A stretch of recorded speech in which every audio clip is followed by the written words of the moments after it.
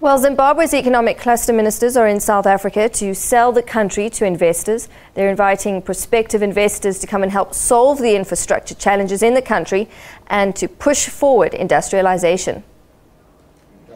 Here to sell brand Zimbabwe as a good prospect for investments.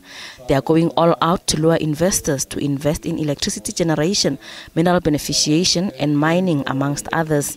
They say the indigenization policy, seen as a deterrent to investors, has been misunderstood.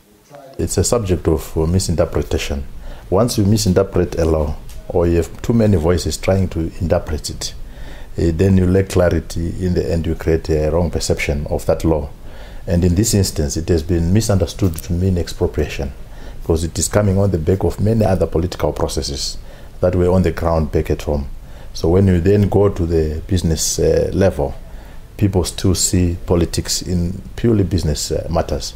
But it is a very simple law. It requires any incoming investors to partner with locals. They are not forced to partner with any locals. They are free to choose their own partners in the first instance, and secondly to negotiate and engage with government as a facilitator of any business deals that they may want to go into.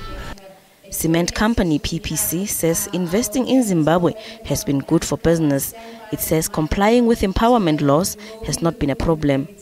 In South Africa, we're just as compliant to the BEE requirements. And from our point of view, we see the indigenization in the same light. PPC Zimbabwe is fully indigenized, and I think the biggest issue is engaging with Zimbabwe. Standing from outside, you get a very different picture than what actually exists in Zimbabwe.